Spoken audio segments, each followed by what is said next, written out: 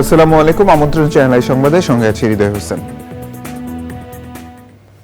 বিস্তারিত সংবাদের শুরুতে জানিয়ে দিচ্ছি সুপারফেস ফর্টিফাইড সয়াবিন তেল সংবাদ শিরোনামগুলো। দ্বিপাক্ষিক সম্পর্ক নতুন উচ্চতায় নিতে আগ্রহী বাংলাদেশ মালয়েশিয়া প্রধান উপদেষ্টা ডক্টর ইউনূস ও আনোয়ার ইব্রাহিমের একান্ত বৈঠক। বাজারের অসাধু সিন্ডিকেট কেন ভাঙা যাচ্ছে না বলে ভোক্তাদের প্রশ্ন। বাজার নিয়ন্ত্রণে দৃশ্যমান সদিচ্ছা না থাকায় হতাশ সাধারণ মানুষ।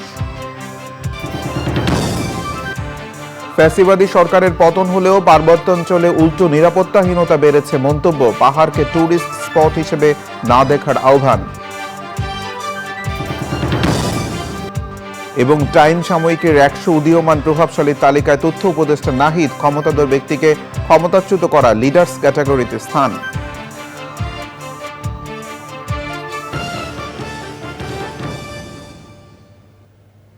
এছাড়াও নিটো ডাটা বিশেষ সংবাদে যা থাকছে।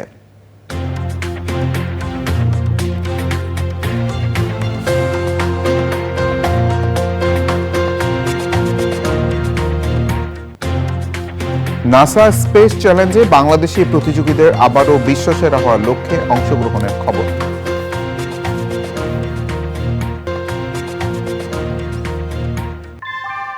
আমরা তৈরি করি বিশ্বমানের জার্মান প্রযুক্তির ভূমিকম্প সহনশীল থার্মেক্স রড, যা আপনার স্থাপনাকে নিরাপদ রাখে প্রজন্ম থেকে প্রজন্ম। সালাম স্টিল, মোস্ট ডিউরেবল স্টিল। সংবাদ শিরোনামগুলো জানাচ্ছিলাম। এখনকার সংবাদ আয়োজন একই সঙ্গে চ্যানেল আই ইউটিউব চ্যানেল এবং চ্যানেল আইয়ের ওটিটি প্ল্যাটফর্ম স্ক্রিনে লাইভ স্ট্রিম হচ্ছে। নতুন বাংলাদেশে মালয়েশিয়ার সাথে দ্বিপাক্ষিক সম্পর্ক নতুন উচ্চতায় নিতে চায় সরকার। বাংলাদেশ সফরে আসা মালয়েশিয়ার প্রধানমন্ত্রী আনোয়ার ইব্রাহিমের সঙ্গে বৈঠক শেষে যৌথ সংবাদ সম্মেলনে এসব জানান প্রধান উপদেষ্টা প্রফেসর ডক্টর মোহাম্মদ ইউনূস। অন্তর্বর্তী সরকারের প্রতি পূর্ণ সমর্থন জানিয়ে মালয়েশিয়ার প্রধানমন্ত্রী আশা করেন দেশের নাগরিকদের প্রত্যাশা পূরণ করতে পারবেন প্রফেসর ইউনূস। বাংলাদেশে সংক্ষিপ্ত সফরে মালয়েশিয়ার প্রধানমন্ত্রী জানিয়েছেন ওই দেশের শ্রম বাজারে প্রথম পর্যায়ে 18,000 বাংলাদেশি নেওয়া হবে। নীলাদ্রি শেখরের রিপোর্ট। নোবেল বিজয়ী প্রফেসর মোহাম্মদ ইউনূসের নেতৃত্বে অন্তর্বর্তী সরকার গঠনের পর বাংলাদেশে কোনো সরকার প্রধানের এটি প্রথম সফর। সংক্ষিপ্ত সফরে 58 সদস্যের প্রতিনিধি দল নিয়ে দুপুর 2:15টায় হজরত শাহজালাল আন্তর্জাতিক বিমানবন্দরে অবতরণ করেন মালয়েশিয়ার প্রধানমন্ত্রী আনোয়ার ইব্রাহিম। প্রধান উপদেষ্টা প্রফেসর মোহাম্মদ ইউনূস তাকে অভ্যর্থনা জানান। এ সময় গান স্যালুট ও গার্ড অফ অনারের মাধ্যমে মালয়েশিয়ার প্রধানমন্ত্রীকে সম্মান জানানো হয়। পরে রাজধানীর একটি হোটেলে প্রধান উপদেষ্টা প্রফেসর মোহাম্মদ ইউনূস ও মালয়েশিয়ার প্রধানমন্ত্রী আনোয়ার ইব্রাহিম দ্বিপাক্ষিক বৈঠক করেন। জনশক্তি রপ্তানি, ভিসা সহজীকরণ, রোহিঙ্গা ইস্যুসহ দ্বিপাক্ষিক বিভিন্ন বিষয়ে আলোচনা হয় দুই শীর্ষ নেতার মধ্যে। We also discussed to explore the possibility of signing a new agreement or MOU on agriculture, energy, education, halal economy, semiconductor industry, connectivity, blue economy, science innovations, defense and youth development. We look forward to Malaysia's active role for Bangladesh's inclusion in the regional body. Finally, we express our firm commitment and determination to work closely to elevate our bilateral relations to a new height, consistent with the new Bangladesh. অন্তর্বর্তী সরকারের প্রতি পূর্ণ সমর্থন জানিয়ে বাংলাদেশি শ্রমিকদের জন্য সুখবর দেন মালয়েশিয়ার প্রধানমন্ত্রী Anwar Ibrahim. When you appeal for us to consider the issue of 7,000 or more who were duly registered but then lost that opportunity because of the political development and uprising here, I will certainly give that a major consideration. At least the first phase, subject to all the conditions being met, can be taken as soon as possible. 18,000. Yeah, 18,000, but the first phase is required. I believe your effort to ensure that this new Bangladesh which is such a vibrant democracy and respect the rights of every single citizen in the country. এরপর বঙ্গভবনে রাষ্ট্রপতি মোহাম্মদ শাহাবুদ্দিনের সঙ্গে সৌজন্য সাক্ষাৎ করেন মালয়েশিয়ার প্রধানমন্ত্রী আনোয়ার ইব্রাহিম। প্রায় এক দশক পর মালয়েশিয়ার কোনো প্রধানমন্ত্রী বাংলাদেশ সফর করলেন। Niladri Shekhar, channel I, Dhaka. কোনোভাবেই যেন লাগাম টানা যাচ্ছে না নিত্য পণ্যের দামে। হাজারো মানুষের প্রাণের বিনিময়ে গঠিত সরকার কেন বাজারের অসাধু সিন্ডিকেট ভাঙতে পারছে না প্রশ্ন ভোক্তার। শাকসবজি থেকে শুরু করে চাল, ডাল, তেল, ডিম, মাছ, মাংস সব নিত্য পণ্যের দাম কেন লাফিয়ে লাফিয়ে বাড়ছে? বাজারে বাণিজ্য মন্ত্রণালয়ের কেন নজরদারি নেই? সরকারের কাছে জবাব চান তারা। বাজার নিয়ন্ত্রণে দৃশ্যমান সদিচ্ছা না থাকায় হতাশ সাধারণ মানুষ। রিজভী নওয়াজের রিপোর্ট। হিসাবের মারপ্যাচে মূল্যস্ফীতি খুবই সামান্য কমেছে, দাবি পরিসংখ্যান ব্যুরোর। তবে বাজারে গেলে ওই হিসাবের যথার্থতা নিয়ে প্রতি সেকেন্ডে ক্রেতাদের অবিশ্বাস কেবলই জোরালো হয়। 100 টাকার নিচে থাকা সবজির মধ্যে আছে কেবল আলু, পটল আর ঢেঁড়স। কড়াই সবজির দামই বাড়ছে গত শুক্রবার থেকে এই শুক্রবারে বাড়ছে আপনার কেজিতে 20 টাকা 30 টাকা করে বাড়ছে। মানে মাছ কিনলাম, সবজিতে ঢুকছি মাত্র, কোনো ব্যাপারই না। টাকা আনবেন, দিবেন, চলে যাবেন, আর জিনিস নেবেন, ওই খাবো না, দেখবো। আমরা তেমন জিনিসের টেস্ট নাই তো। ওই যে ইলিশ মাছ 2000 টাকা কেজি, আপনি কবেন আহা, কিনতে পারবেন না, আহা কবেন, মাছের টেস্ট নাই। 80 টাকা 90 টাকা সবজি নাই। খুব বাজে অবস্থা, খুব বাজে অবস্থা। মানে সাধারণ মানুষের না বিশ্বাস, সোজা কথা। বাজারে অনেকে দেখবেন ঘুরতেছে ব্যাগ নিয়ে, বাজার করতে পারতেছে না। হয়তো সবজি কেনার জন্য বাজার তার 300 টাকা, দেখা যাচ্ছে 2টা তরকারি কিনলে, আমার সামনে একটা মহিলা 2টা বেগুন কিনছে 100 টাকা দিয়ে, 2টা বেগুন 100 টাকা। চাল, ভোজ্য তেলের দাম বেড়েছে, একই রকম আছে আটা এবং মসুর ডালের দাম। তেলের দামও বাড়ছে, কেজিতে 2 টাকা লিটার। চালের দামও মোটামুটি বাড়তি, কেজি 3-4 টাকা। মাছ, মাংস, ডিম কখনোই ন্যায্য দামে বিক্রি হতো না, এখন আরও খারাপ অবস্থা। মুরগির দাম একটু কম আছে এখন, বর্তমান বাজার সামনের দিকে বাড়তে আছে আস্তে আস্তে, মানে কেজি প্রতি 10-15 টাকা করে বাড়তে আছে। এ বেতন যখন 10 তারিখ হবে, সবাই বেতন পাবে, 10 তারিখের পরে মুরগির দাম বাড়িয়ে যাবে। ইলিশের দাম এত পরিমাণ বাড়তি যেটা কল্পনার অতীত। যাত্রাবাড়ি যে পরিমাণ ইলিশ মাছ এখন আসে, যদি ইন্ডিয়াতে রপ্তানি না হয়তো 1 কেজি ইলিশ মাছ সর্বোচ্চ 1100 থেকে 1200 টাকা কেজি হতো। রপ্তানির কারণে এখন 2000 টাকা কিলো লাগতেছে। ডিম তো কিনলাম 180 টাকা ডজন, আর লাস্ট কত 160 টাকা মনে কিনছিলাম। সরকার কোথায়? প্রশ্ন মানুষের। পাগল পাগল অবস্থা সবার। আমরা জনসাধারণ যেমন আছি ঠিক আছে, গরিব মানুষের কি হবে? আমরাই হাবুডুবু খাচ্ছি, একবেলা খাবো একবেলা না খেয়ে থাকবো। এই জন্য সরকারিভাবে আনছি আমরা। বলেন, আগুন ছোঁয়া দাম, চালের দাম বেড়ে গেছে, জিনিসপত্রের দাম বেড়ে গেছে। What is this? আমরা তো এই বাংলাদেশ চাই নাই। তাহলে সাধারণ জনগণের কি হবে? এদের দায়িত্বশীল কে? এদের দায়িত্বের ব্যবস্থাটা কে নেবেন? আমি যদি মনে করেন আপনাকে প্রশ্ন করি, এদের দায়িত্ব কারা? এদের অভিভাবক কে? এদের সরকার কে? অন্ন, বস্ত্র, শিক্ষা, চিকিৎসা, বাসস্থান, এই 5টা মৌলিক তো চাহিদা সরকার দিবে। সরকার কাজ এটা পরিচালক দিবে, যিনি রাষ্ট্র পরিচালনা করবেন। আজকে উনি কেন ব্যর্থ, কারণটা কি? বন্যা বৃষ্টির ফলে সরবরাহ ব্যবস্থায় সমস্যা হয়ে জিনিসপত্রের দাম কিছুটা বাড়তে পারে, মানছেন ভোক্তারা। তবে সরকারের সংশ্লিষ্ট মন্ত্রণালয় এবং সংস্থার কাছ থেকে দায়িত্বশীল আচরণ চান তারা। Rizvi Nawaz, channel I, Dhaka. ফ্যাসিবাদী সরকারের পতন হলেও পাহাড়ে এর প্রভাব পড়েনি, উল্টো বেড়েছে নিরাপত্তাহীনতা। পার্বত্য অঞ্চলের আঞ্চলিক সংগঠন ইউপিডিএফ এর আলোচনায় বক্তারা একথা বলেন। অবিলম্বে পার্বত্য এলাকা থেকে সেনা প্রত্যাহারের পাশাপাশি সাম্প্রতিক সহিংসতার ঘটনায় গণতদন্ত কমিশন গঠনের দাবি জানিয়েছেন তারা। নাজিব বেকের রিপোর্ট। পার্বত্য চট্টগ্রামের জনজীবন সমস্যার নানা দিক উঠে আসে United Peoples Democratic Front UPDF এর আলোচনায়। জাতীয় প্রেস ক্লাবে এই গোলটেবিল আলোচনায় বক্তারা বলেন, শেখ হাসিনা সরকারের পতন হলেও পার্বত্য এলাকায় আগের মতোই ফ্যাসিবাদী শাসন ব্যবস্থা বহাল আছে। অবিলম্বে পার্বত্য চট্টগ্রাম থেকে সেনা শাসন প্রত্যাহার করতে হবে এবং বেসামরিকায়ন করে সেখানে প্রকৃত গণতান্ত্রিক পরিবেশ সৃষ্টি করতে হবে, যাতে সকল দল ও সংগঠন স্বাধীনভাবে তাদের গণতান্ত্রিক কার্যক্রম পরিচালনা করতে পারে। ফ্যাসিস্ট হাসিনা শাসনামল সহ স্বাধীনতার পর থেকে এই যাবৎ পার্বত্য চট্টগ্রামে সংগঠিত সকল গণহত্যা, হত্যা, ধর্ষণ ও কল্পনা চাকমার অপহরণ ও গুম সহ সকল মানবাধিকার লঙ্ঘনের তদন্ত ও বিচার করতে হবে। পাহাড়কে টুরিস্ট স্পট হিসেবে না দেখার আহ্বান জানানো হয় আলোচনায়। আমরা আমাদের তুলনায় যে অল্প একটু দুর্বল, তার উপর কিন্তু যত রকমভাবে নিপীড়ন, যত রকমভাবে যা করা প্রয়োজন আমরা কিন্তু তার সবটাই করেছি। যেটা আমাদের নিজেদের নিপীড়িত হওয়ার, নিজেদের বৈষম্যের শিকার হওয়ার, এই যে এত লম্বা সময়ের যে আমাদের লড়াই, সেইটাকেই আসলে রীতিমতো প্রশ্নবিদ্ধ করে যে আমরা নিজেরা কি শিখলাম। বিষয়করের জমি কেড়ে নেওয়ার যে প্রকল্প, এই জায়গাগুলো থেকেও আমরা একটু সরে আসি। এই ইকোলজিক্যাল ব্যালেন্স রক্ষা করাটা আমাদের নিজেদের প্রয়োজনেই করতে হবে। গেল 2 মাসে পাহাড়ে নিরাপত্তা ঝুঁকি বেড়েছে মত দেন বক্তারা।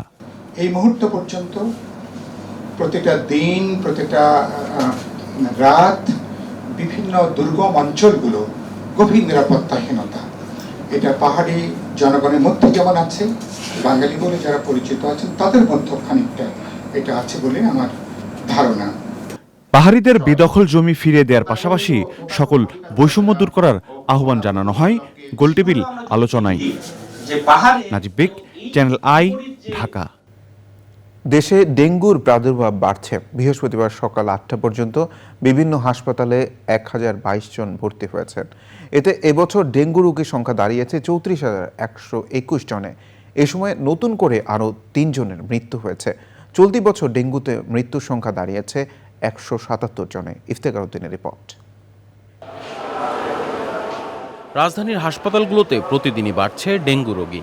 আমি আসছি এই দক্ষিণ খান আশকোনা থেকে। আমরা যে এলাকায় থাকি আইনুজবাগ, ওই রাস্তা খুবই খারাপ, পানি বদ্ধ সবসময়। ওইগুলো শীত আর ইয়ে নাই, বর্ষা নাই, সবসময় পানি থাকে।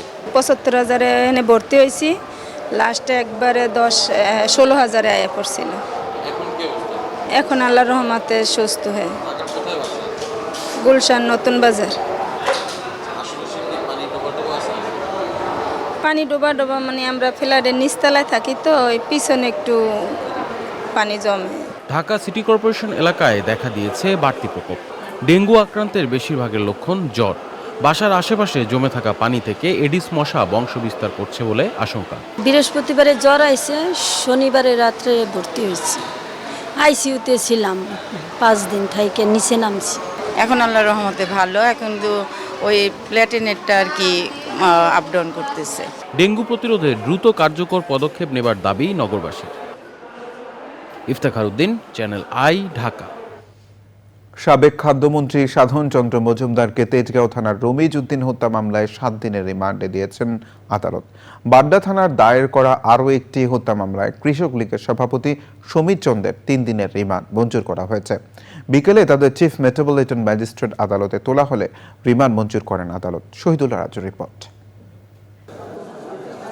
সেনাবাহিনী ও পুলিশের কঠোর নিরাপত্তায় দুপুরে সাবেক খাদ্যমন্ত্রী সাধন চন্দ্র মজুমদারকে আদালতে হাজির করা হয়।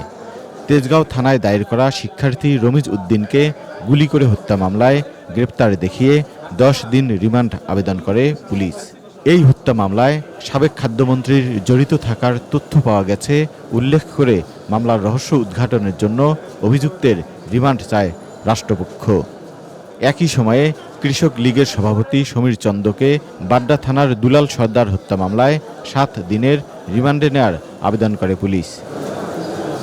রাষ্ট্রপক্ষের আইনজীবীদের দাবি, অভিযুক্তরা ছাত্র জনতার আন্দোলন দমনে মাঠে ছিলেন, তাদের মদদে হামলা চালানো হয়েছে। এই সাবেক মন্ত্রী খাদ্যমন্ত্রী সাধন চন্দ্র মজুমদার তিনি ফ্যাসিস্ট শেখ হাসিনার খুব কাছের একজন ঘনিষ্ঠজন ছিলেন।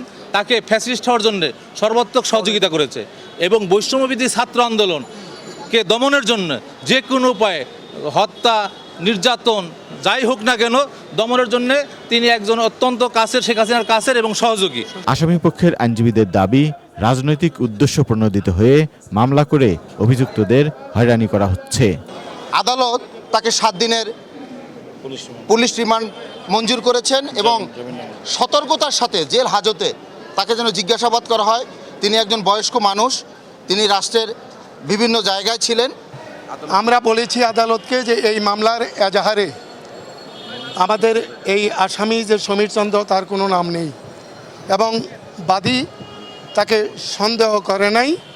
প্রচলিত একটা ফরওয়ার্ডিং দিয়ে তাকে আদালতে উপস্থাপন করেছে। রিমান্ডে দেওয়ার মতো যৌক্তিক কোনো কারণ এখানে নেই। তাকে শুধু হয়রানির নিমিত্তে এই মামলায় তাকে আদালতে প্রেরণ করা হয়েছে। পল্টন থানার একটি হত্যা মামলায় পল্টন থানা আওয়ামী লীগ সভাপতি ও সাবেক কাউন্সিলর এনামুল হককে 5 দিনের রিমান্ড মঞ্জুর করেছেন আদালত। Shahidullah Raju, channel I, Dhaka. টাঙ্গাইল ও জামালপুরে সড়ক দুর্ঘটনায় 7 জন নিহত হয়েছে, আহত হয়েছে 8 জন। টাঙ্গাইলের কালীহাতিতে বাস ও ট্রাকের সংঘর্ষে 4 জন নিহত হয়েছে। এই ঘটনায় আহত হয়েছে 8 জন। রাত 1টার দিকে টাঙ্গাইল ময়মনসিংহ সড়কের কালীহাতি লিংক রোডে এই দুর্ঘটনা ঘটে। এলেঙ্গা হাইওয়ে পুলিশ ফাঁড়ির ইনচার্জ নান্নু খান জানান, কালীহাতি লিংক রোডে একটি বাসের সাথে ট্রাকের সংঘর্ষ হয়। এতে ঘটনাস্থলে বাসের 4 যাত্রী নিহত হয়, আহত হয় অন্তত 8 জন। আহতদের টাঙ্গাইল জেনারেল হাসপাতালে ভর্তি করা হয়েছে। তাদের মধ্যে 3 জনের অবস্থা গুরুতর। জামালপুর শহরে টিউবওয়েল পার মোড়ে ট্রাকের ধাক্কায় অটোরিকশার 3 যাত্রী নিহত হয়েছে। যুক্তরাষ্ট্রের টাইম সাময়িকীর 100 উদীয়মান প্রভাবশালীর তালিকায় স্থান পেয়েছেন বাংলাদেশে বৈষম্য বিরোধী ছাত্র আন্দোলনের অন্যতম সমন্বয়ক ও বর্তমান অন্তর্বর্তী সরকারের তথ্য উপদেষ্টা নাহিদ ইসলাম। সাময়িকীর লিডার্স ক্যাটাগরিতে জায়গা করে নিয়েছেন তিনি। ঢাকা বিশ্ববিদ্যালয়ের সমাজ বিজ্ঞানের এই স্নাতক বাংলাদেশের প্রধানমন্ত্রী শেখ হাসিনার বিরুদ্ধে দেশব্যাপী শুরু হওয়া শিক্ষার্থীদের আন্দোলনের অন্যতম মুখ। টাইম সাময়িকী বলছে, বিশ্বের অন্যতম ক্ষমতাধর ব্যক্তিকে ক্ষমতাচ্যুত করতে 26 বছর বয়সের বেশি সময় নেননি নাহিদ ইসলাম। আরও জানাচ্ছেন মিথিলা নাজনীন। আমাদের ক্যাম্পাসে আমরা কোনো পুলিশের কোনো সন্ত্রাসীদের উপস্থিতি চাই না। সরকারি চাকরিতে কোটা সংস্কার আন্দোলন শেষ পর্যন্ত রূপ নেয় সরকার পতনের আন্দোলনে, যেখানে অন্যতম হয়ে ওঠেন তরুণ মুখ নাহিদ ইসলাম। এবার যুক্তরাষ্ট্রের টাইম সাময়িকীর 100 উদীয়মান প্রভাবশালীর তালিকায় স্থান পেয়েছেন তিনি। প্রতিবছর বিশ্বের প্রভাবশালী 100 ব্যক্তির তালিকা প্রকাশ করে বিখ্যাত এই সাময়িকী। টাইম ম্যাগাজিনে নাহিদ ইসলামকে নিয়ে লেখা হয়েছে, বিশ্বের অন্যতম ক্ষমতাধর ব্যক্তিকে নামিয়ে আনতে নাহিদ ইসলামের বয়স 26 বছরের বেশি হতে হয়নি। এবছর ঘটে যাওয়া জুলাই আগস্ট বিপ্লবে ছাত্র জনতার আন্দোলনে সামনের সারিতে ছিলেন নাহিদ ইসলাম। সে আন্দোলনে পতন হয় দীর্ঘ সময় বাংলাদেশের ক্ষমতায় থাকা প্রধানমন্ত্রী শেখ হাসিনা সরকারের এবং দেশ ত্যাগে বাধ্য হন তিনি। বর্তমানে নোবেল বিজয়ী ডক্টর মোহাম্মদ ইউনূসের নেতৃত্বাধীন অন্তর্বর্তী সরকারের 2 জেন জেড উপদেষ্টার মধ্যে নাহিদ ইসলাম একজন। টাইম সাময়িকীকে নাহিদ ইসলাম বলেছেন, আমাদের অবশ্যই নতুন প্রজন্মের আশা আকাঙ্ক্ষা বুঝতে হবে। রাজনৈতিক দলগুলোকে সহিংসতা বন্ধ করতে হবে জানিয়ে নাহিদ ইসলাম বলেন, আমাদের সামনে এগিয়ে যাওয়া প্রয়োজন। Mithila Naznin, channel I, Dhaka. সংবাদের এই পর্যায়ে বিরতি নিচ্ছি, আর বিরতির পর জানিয়ে ফিরছি। ইসরায়েলকে মোকাবেলা হাত পা গুটিয়ে বসে থাকবে না ইরান, বললেন খামেনি। মুসলিম দেশগুলোকে তাদের অভিন্ন শত্রুর বিরুদ্ধে প্রতিরোধ করার আহ্বান।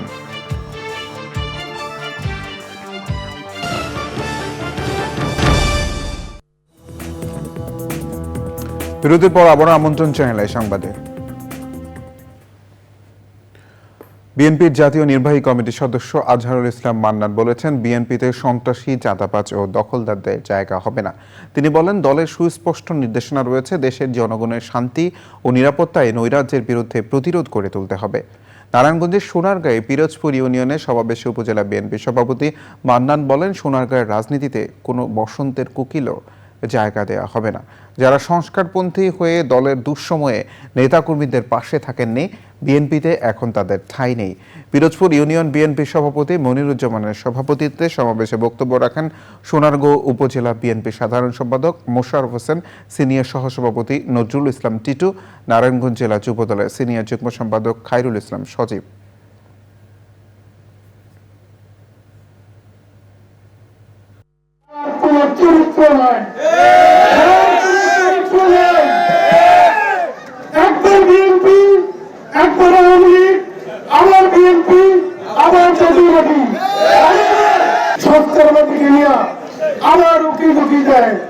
তাদেরকে আপনারা কোনদিন রেহাই করবেন না।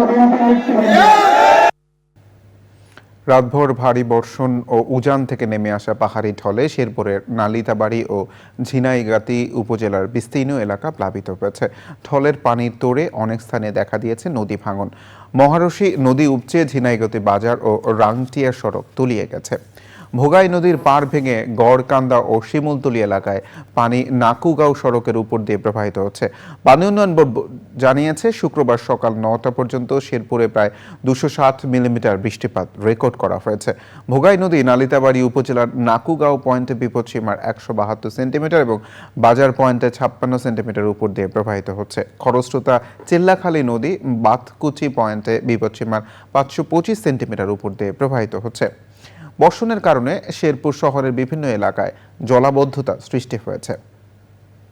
লেবাননে এ পর্যন্ত সবচেয়ে ভারী বোমা হামলা চালিয়েছে ইসরায়েল।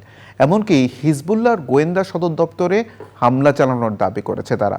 ইরানের সর্বোচ্চ নেতা আয়াতুল্লাহ আলী খামেনি বলেন, ইসরায়েল বেশি দিন টিকে থাকবে না। তারা হামলা করলে ইরান হাত পা গুটিয়ে বসে থাকবে না। এদিকে ইরানের পারমাণবিক স্থাপনা ইসরায়েলি হামলার বিরুদ্ধে অবস্থান জানিয়ে দিয়েছেন মার্কিন প্রেসিডেন্ট জো বাইডেন। বিস্তারিত সুব্রত কাহিনীর রিপোর্টে।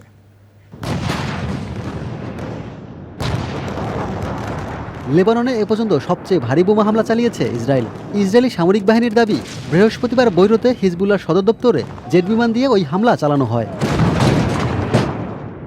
অন্যদিকে হিজবুল্লাহ দাবি করছে, উত্তর ইসরায়েলের সামরিক স্থাপনা ও সেনাবাহিনীকে লক্ষ্য করে তারা 20টি ক্ষেপণাস্ত্র রকেট নিক্ষেপ করেছে।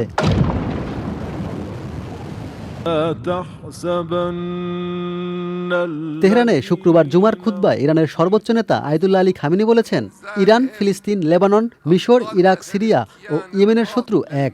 ইসরায়েল আমাদের সশস্ত্র বাহিনীর অভিযান সম্পূর্ণ আইনসম্মত ও বৈধ। এই ইসরায়েল আর বেশি দিন টিকবে না।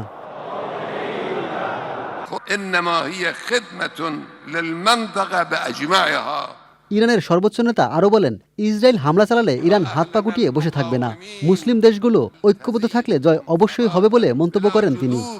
ইসরায়েলি সেনাবাহিনীর পক্ষ থেকে লেবাননের 30টি গ্রামের বাসিন্দাকে অবিলম্বে বাড়িঘর ছেড়ে যেতে হুঁশিয়ারি দেওয়া হয়েছে। বৃহস্পতিবার বৈরুতে হামলায় Hezbollah communication commander Muhammad Rashid স্কাফিকে হত্যা করেছে বলে দাবি করছে তারা।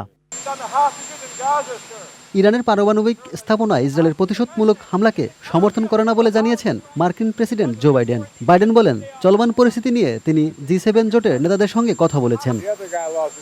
এমনকি ইরানের বিরুদ্ধে নতুন করে নিষেধাজ্ঞা আরোপের বিষয়েও আলোচনা হয়েছে বলেও জানান তিনি। Subrata Gain, channel I. এবার আই স্ক্রিন সাংস্কৃতিক সংবাদ।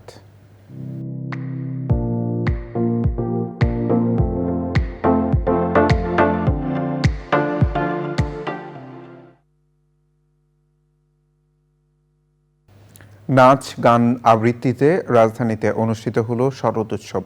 সকালে ঢাকা বিশ্ববিদ্যালয়ের চারুকলা অনুষদের বকুলতলায় উৎসবের আয়োজন করে সত্যেন সেন শিল্পী গোষ্ঠী।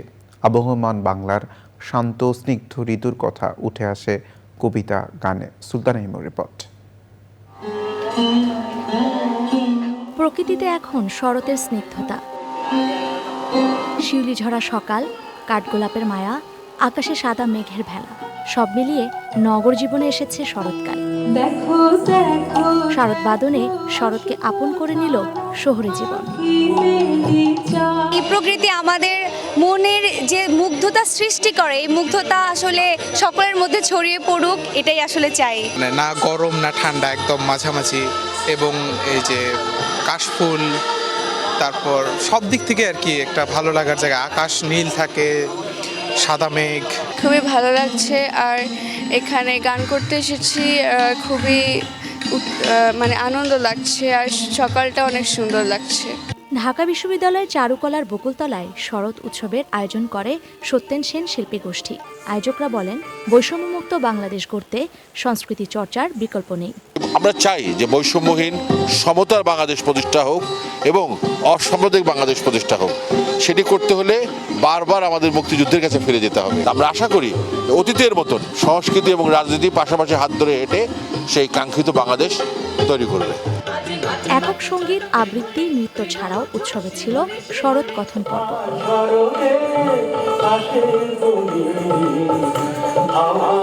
Sultana Himu, channel I, Dhaka. এবার নিটল ডাটা বিশেষ সংবাদ।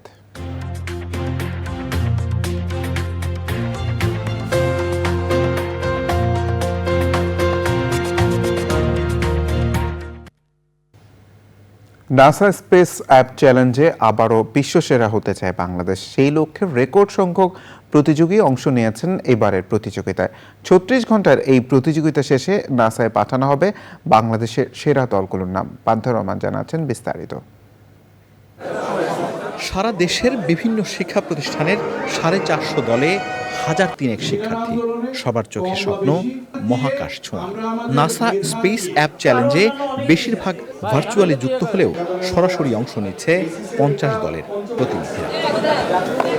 এবার নাসার দেয়া চ্যালেঞ্জে সৌরজগতের ওপর সূর্যের প্রভাবকে সামনে রেখে 20টি সমস্যার সমাধান করছে বিশ্বের 185 দেশের লাখের বেশি শিক্ষার্থী। বাংলাদেশের প্রতিযোগীরাও নিজেদের মেধার স্বাক্ষর রাখছে অ্যাপ, ড্রোন, গেম কিংবা রোবট তৈরিতে।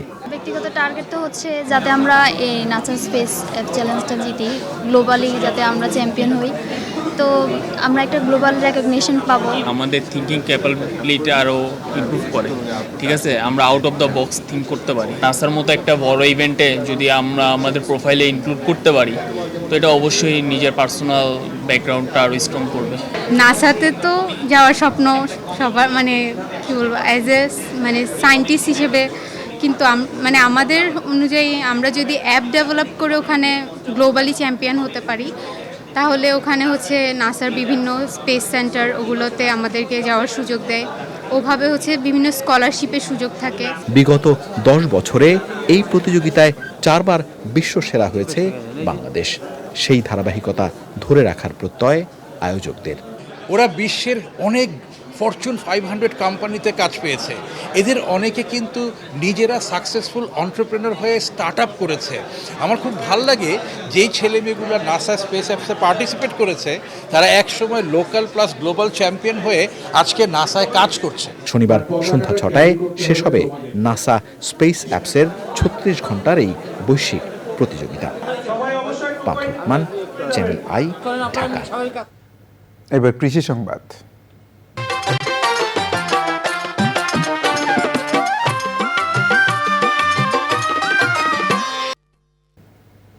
চা, মালটা এবং পেঁপের পাশাপাশি চট্টগ্রামের হাটহাজারীতে শুরু হয়েছে কফির চাষ। সাথী ফসল হিসেবে প্রথমবারের মতো বাগান ভিত্তিক কফি চাষ হচ্ছে। অল্প খরচে এই চাষে সাফল্যের মুখ দেখছেন কৃষক, তবে বিপণন ও প্রক্রিয়াজাত নিয়ে আছে দুশ্চিন্তা। প্রকৃতি সংবাদ।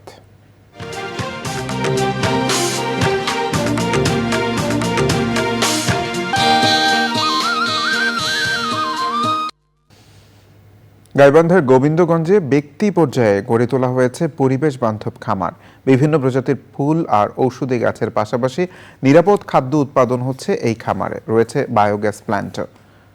প্রকৃতি পরিবেশ রক্ষার পাশাপাশি আর্থসামাজিক উন্নয়নেও ভূমিকা রাখছে খামারটি।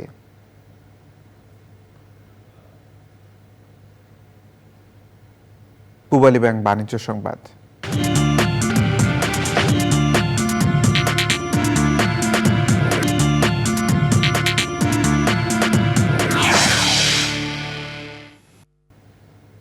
আন্তর্জাতিক বাজারে কিছুটা কমেছে স্বর্ণের দাম। আন্তর্জাতিক সংবাদ মাধ্যম রয়টার্সের তথ্য মতে স্পট মার্কেটে বৃহস্পতিবার স্বর্ণের দাম আগের দিনের তুলনায় 0.5% কমেছে। আউন্স প্রতি মূল্য দাঁড়িয়েছে $2,645.38। অন্যদিকে যুক্তরাষ্ট্রের ফিউচার মার্কেটে স্বর্ণের দাম আগের দিনের তুলনায় 0.2% কমে আউন্স প্রতি $2,665.70 নেমেছে। স্পট মার্কেটে কমেছে রূপার দামও। আগের দিনের তুলনায় 0.8% কমে আউন্স প্রতি মূল্য নেমেছে $31.61। প্লাটিনামের দাম 0.5% কমে প্রতি আউন্সের মূল্য স্থির হয়েছে $997.80। সংবাদে আবারও বিরতি নিচ্ছে, আর বিরতির পর জানিয়ে ফিরছি। বিরতির পর আবারও আমন্ত্রণ চ্যানেল সংবাদে। বোমা হামলার মতো সহিংসতা করে দুর্গাপূজায় অস্থিতিশীল পরিস্থিতি তৈরি করা হতে পারে বলে আশঙ্কা প্রকাশ করেছেন সনাতন ধর্মাবলম্বীরা। কেন্দ্রীয় শহীদ মিনারে সংখ্যালঘু নির্যাতনের বিচার সহ 8 দফা দাবিতে সম্মিলিত সংখ্যালঘু জোটের সমাবেশে বক্তারা সনাতন ধর্মাবলম্বীদের দুর্গাপূজায় সার্বিক সতর্কতা অবলম্বন করতে বলেছেন। 8 দফা দাবি না মানলে দুর্গাপূজার পর কঠোর কর্মসূচি দেওয়া হবে বলে সতর্ক করেছে সম্মিলিত সংখ্যালঘু জোট।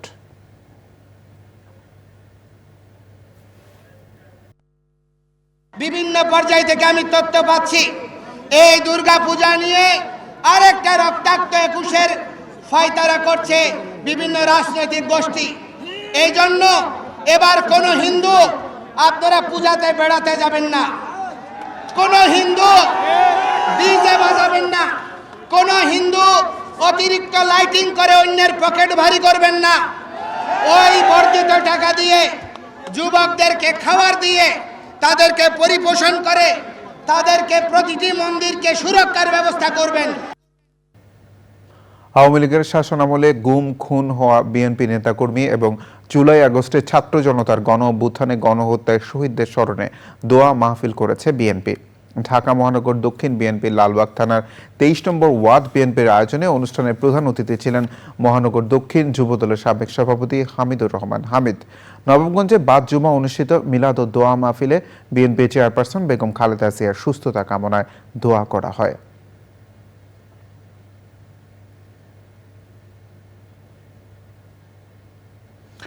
অনুষ্ঠিত হলো বিজ্ঞান সংগঠন বাংলাদেশ অ্যাস্ট্রোনমিক্যাল অ্যাসোসিয়েশনের অ্যাস্ট্রো অলিম্পিয়াডের ন্যাশনাল রাউন্ড। সারা দেশ থেকে প্রতিযোগিতায় 3 শতাধিক ছাত্রছাত্রী অংশ নেয়।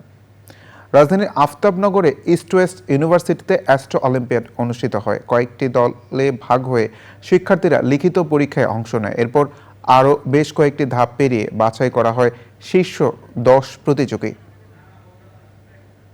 আন্তর্জাতিক অ্যাস্ট্রো অলিম্পিয়াডে তারা অংশ নেবেন। প্রতিযোগিতার দিক নির্দেশনা দেন অ্যাসোসিয়েশনের চেয়ারম্যান মশহুরুল আমিন। 1988 সাল থেকে বাংলাদেশের সাধারণ মানুষের মাঝে বিজ্ঞানকে জনপ্রিয় করতে কাজ করছে অ্যাস্ট্রোনমিক্যাল অ্যাসোসিয়েশন।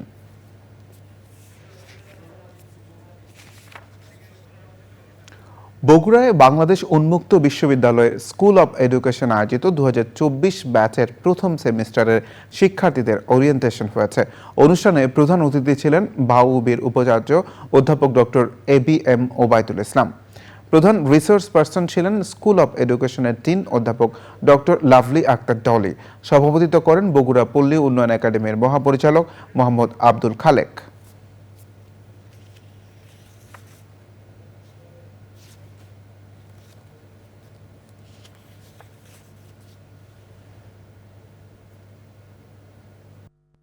আপনারা জানেন যে দেশ শিক্ষায় যত বেশি অগ্রগামী সেই দেশ তত উন্নত।